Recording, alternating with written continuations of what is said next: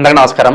ఇవాళ మనతో పాటు ప్రముఖ ఆధ్యాత్మికవేత్త ఆస్ట్రోన్యూమరాలజిస్ట్ శ్రీమతి జయప్రద గారు మనతో ఉన్నారు. మేడంతో మాట్లాడదాం. మేడం నమస్తే. మేడం నమస్తే అమ్మా. శ్రీమాత్రి నమః. 2025 నూతన ఆంగ్ల సంవత్సరం, కొత్త సంవత్సరం వస్తుందంటే అందరికీ మాకు ఎలా ఉంటుందో తెలుసుకోవాలనే ఒక కోరిక అయితే ఉంటుంది. మరి 2025 వర్ష ఫలాలు ద్వాదశ రాశుల వారికి ఎలా ఉండబోతున్నాయి మేడం? తప్పకుండా ముందు మీకు చూస్తున్న ప్రేక్షకులందరికీ నూతన సంవత్సర శుభాకాంక్షలు.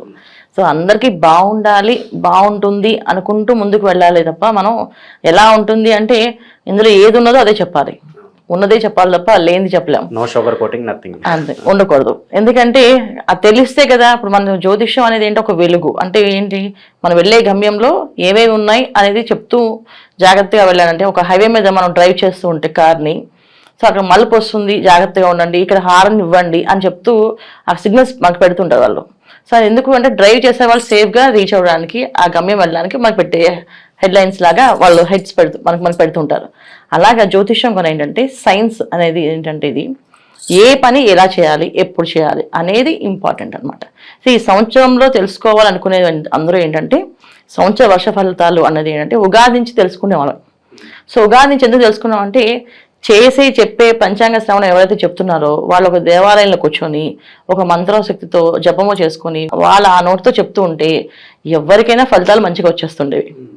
సో ఇవాళ మనం ఛానల్స్లో చెప్పుకుంటున్నాం కనుక, సో అది ఆంగ్ల సంవత్సరంతో చెప్పుకుంటాం, వాళ్ళు ఉగాదికి మన ఫలితాలు చెప్పుకుంటాం. కానీ ఇక్కడ ఏంటి, జనవరి రాగానే అందరికి ఆలోచన వచ్చేస్తుంది, ఖచ్చితంగా ఆ ఫలితాలు ఎలా ఉంటాయో తెలుసుకుందాం అనుకుంటారు. ఎప్పుడైతే ఈ ఫలితాలు తెలుసుకుందాం అనుకుంటున్నారో వీళ్ళందరికీ ఏంటంటే కొన్ని విషయాల్లో బాగుంటుంది, కొన్ని రాసుల వాళ్ళకి, కొన్ని రాసులకి కొన్ని ఇబ్బందులు ఉన్నాయి. అయితే ఈ ఇబ్బందులు ఉన్న వాళ్ళు జాగ్రత్త పడ్డాము, పరిహారం చేసుకోవడం, బాగున్న వాళ్ళు బాగుంది కానీ దూసుకుని వెళ్లకుండా జాగ్రత్తగా వెళ్ళడం, ఇవి చేసుకుంటూ వెళ్తే అన్ని అనుకూలంగా ఉంటుంది. అయితే ఏ రాశుల వాళ్ళకి బాగుంది, ఏ రాశుల వాళ్ళు బాగాలేదని మనం చెప్పుకుందాం.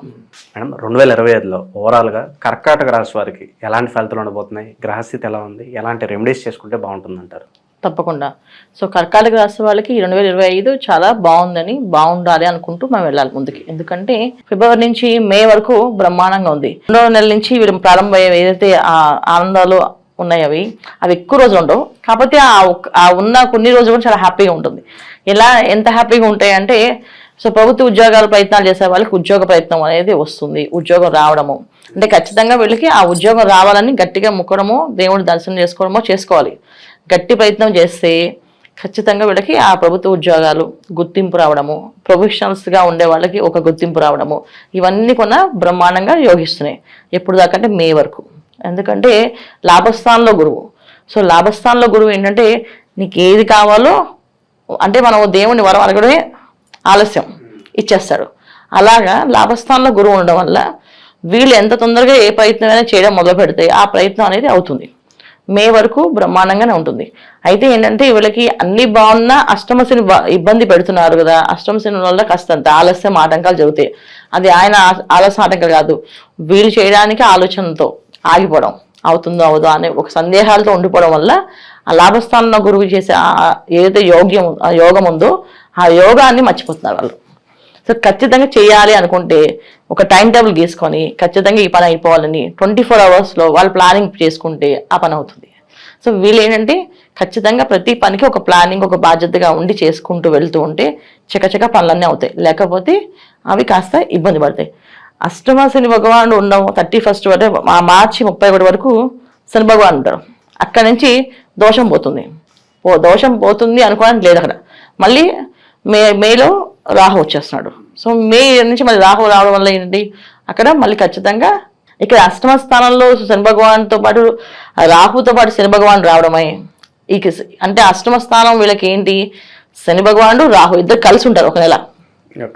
సో అంటే శని రాహులు కలిస్తే ఎలా ఉంటుంది అంటే వీళ్ళకి చాలా మంది తెలియకుండానే ఒక మేము సూపర్ స్టార్ అనే ఫీలింగ్ తెప్పిస్తాడు. అంటే బ్రహ్మాండమైన మేము వాళ్ళు ఏదంటే అది జరిగిపోతుంటుంది. ఎందుకంటే ఇక్కడ లాభస్థానంలో గురువు యోగిస్తున్నాడు, అష్టమ స్థానంలో శని రాహులు ఇద్దరుకున్నా వెళ్ళేటప్పుడు మంచి చేసి వెళ్తుంటారు. ఆ వెళ్ళేటప్పుడు మంచి చేసినప్పుడు ఏంటంటే కాస్త నువ్వు గొప్పవాడివి, నువ్వు బ్రహ్మాండంగా చేయగలుగుతావు, నీ వల్ల అవుతుంది, నువ్వు సాధించగలవు. సో దానికి మనం ఎగరకుండా జాగ్రత్త పడి కాదు నా పని నా ఎంతవరకు చేయగలను అంతవరకు చేయాలి అనుకుంటూ ముందుకు వెళ్తే లాభస్థానంలో గురువు యోగ్యంగా వీళ్ళకి అన్ని పనులు చేపిస్తారు. ఆ పని ఎప్పుడైతే కాదని కొంచెం అహంకారంగా కానీ కాస్త దూసుకొని వెళ్ళడం కానీ దూకుడు స్వభావంతో వెళ్తే మాత్రం తర్వాత గురువు మారుతారు, తర్వాత రాహు మారుతాడు, శని మారుతారు. అప్పుడు చాలా ఇబ్బందులు ఎదుర్కోవాల్సి వస్తుంది. సో జనవరి నుంచి మే వరకు బ్రహ్మాండంగా ఉన్నవాళ్ళు మే తర్వాత నుంచి గ్రాడ్యువల్గా తగ్గిపోతూ ఉంటారు. సో తగ్గిపోవడం అంటే ఏంటి అంటే అప్పుడు అందరూ ఏమంటారు, చుట్టూ వాళ్ళందరూ నీ అహంకారం పెరిగింది కదా, అహంకారం తగ్గించాడు దేవుడు, నీకు పొగ తగ్గించాడు అని చెప్పి మాటలు పడాల్సి వస్తుంది. సో ఇలాంటి మాటలు మనం పడకుండా ఉండాలంటే కర్కాటక రాశి వాళ్ళంతా ఈ సంవత్సరం అంతా ఏంటంటే జనవరి మొదటి రోజు నుంచి వీళ్ళు చక్కగా ఒక క్రమశిక్షణ, ఒక డైరీ రాసుకుంటూ మెయింటైన్ చేసుకుంటూ ఏ పని ఎప్పుడు చేయాలి, ఎలా చేయాలి, ఒక బాధ్యతగా. ఒకవేళ వాళ్ళకి అనిపిస్తుంది అంటే ఎప్పుడైతే మన చేతిలో ఏది ఉండదమ్మా, అంటే మనం చేసేస్తామో మనం చేయగలమేమో అనుకుంటాం, మన చేతుల్లో ఏముండదు, భగవంతుడు అనుకుంటేనే అవుతుంది. అలాగే ఈ గోచారం ఎవరైతే గ్రహస్థితి మారుతుందో ఆటోమేటిక్ తెలియకుండా చిన్నపిల్లవాడు కూడా చాలా గట్టిగా మాట్లాడడం, నేను చేయగలను, నా సంగతి మీకు తెలియదు అని చెప్పేసి అని కొంచెం అహంకారం తెప్పిస్తారు.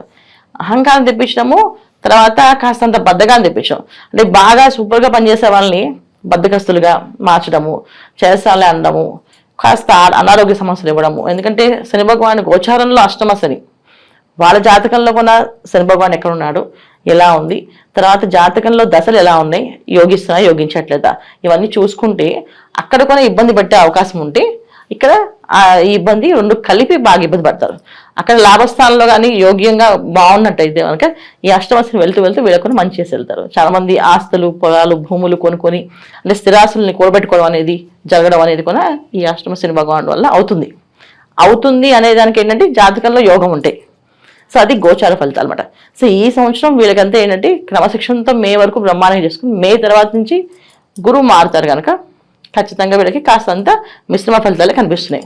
సో వివాహాలు చేసుకోవాలి, వివాహ ప్రయత్నం ఉన్న వాళ్ళకున్నా వివాహాల ప్రయత్నాలన్నీ కూడా జనవరి నుంచి ప్రారంభం చేసేసుకుంటే మేలోపు వివాహాలు మాఘమాసంలో చేసేసుకోవచ్చు.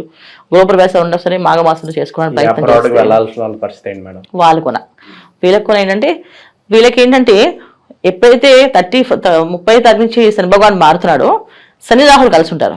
ఇక శని రాహులు ఇద్దరు కలవడం వల్ల ఏంటంటే కొన్ని పనులు చాలా ఫాస్ట్గా అవుతాయి. ఆ ఫాస్ట్గా అయితే అబ్రాడ్స్ వెళ్ళడం కానీ, అక్కడ సెటిల్ అవ్వడం కానీ, అక్కడ ఉన్న వాళ్ళకి ఉద్యోగాలు రావడం కానీ, అక్కడ ఉన్న వాళ్ళు వివాహ ప్రయత్నాలు చేస్తే వివాహాలు అవ్వడం కానీ ఇవన్నీ కూడా బ్రహ్మాండంగా సాగుతాయి. ఇంకా చెప్పట్లేదు అనమాట. సో తిరుగు లేకుండా మే వరకు అయితే సూపర్ వీళ్ళు మే నుంచి కాస్త గ్రాడ్యువల్గా తగ్గుతూ ఉంటుంది. సో తగ్గుతూ ఉంటుందంటే మరీ ఎంత దారుణంగా కాదు, కాస్త జాగ్రత్తగా క్రమశిక్షణ ఉన్నాం అనుకోండి ఆ ఇబ్బంది ఉండదు, లేకపోతే కాస్త ఇబ్బంది పడాల్సి వస్తుంది. ముఖ్యంగా వీళ్ళు చేసుకోవాల్సింది ఏంటంటే ఈ సంవత్సరం అంతా వీళ్ళు చక్కగా హనుమాన్ చాలీసా చదవడము, హనుమాన్ చాలీసా పారాయణ చేయడము, ఇంట్లో హనుమాన్ చాలీసా భజన చేయించడము, నెలకు ఒకసారి సుందరాకాండ హోమం చేయించడం, సుందరాకాండ పారాయణ చేయించడం. అంటే హోమం చేసుకునే అవకాశం ఉన్న వాళ్ళు హోమం చేయించుకోవడము, లేదు అంటే సుందరాకాండ పారాయణ చేస్తారు చక్కగా, ఆ పారాయణ చేయించుకోవడము చేసుకుంటూ వెళ్తే అనారోగ్య సమస్య అనేది రాదు. ఎందుకంటే అష్టమ రాహు కాస్త ఇబ్బంది పడతారు, అంటే ఎటువంటి ఇబ్బంది పడతారో చెప్పలేము. ఎందుకంటే దీర్ఘకాల గ్రహాలు ఇవన్నీ. సో అంటే సంవత్సరం ఉండే గ్రహాలు కనుక ఈ గ్రహస్థితిలో మనకి ఏదైనా ఆరోగ్య సమస్య వస్తే ఖచ్చితంగా అన్ని రోజులు బాధపడాల్సి వస్తుంది. అంటే సంవత్సరాలు ఉండే వాళ్ళు మనకి 18 ఏళ్ళు 20 ఏళ్ళు ఆ ప్రాబ్లం ఫేస్ చేయాలి, అంటే లైఫ్ టైం అనమాట. సో ఏదైనా షుగర్ వచ్చినా, బీపీ వచ్చినా, ఇంకేదైనా గ్యాస్కి సంబంధించిన ప్రాబ్లమ్స్ వచ్చినా, హార్మోన్స్ ఇన్బ్యాలెన్స్ సమస్యలు వచ్చినా, వెన్నుముక్క సంబంధించిన ఇబ్బందులు వచ్చినా ఇవన్నీ లైఫ్ లాంగ్ మనం భరించాల్సి వస్తుంది. ఇవన్నీ రాకుండా ఉండాలంటే చక్కగా ఇంట్లో సుందరకాండ పారాయణ చేయడం, సుందరకాండ పూజ చేసుకుంటూ ఉండడం, ఈ హనుమాన్ చాలీసా చదవడం, ప్రతిరోజు హనుమాన్ చాలీసా చదువుకొని బయటికి వెళ్తే అన్ని పనులు అనుకూలంగా అవుతాయి. ఇది వీళ్ళు చేయాల్సిన పరిహారం. 2025లో ఓవరాల్గా కర్కాటక రాశి వారికి ఎలాంటి ఫలితాలు ఉంటాయి, అలా వీరు చేసుకోవాల్సిన పరిహారాలు తెలియజేసినందుకు ధన్యవాదాలు మేడం. నమస్తే శ్రీమాత్రే నమః.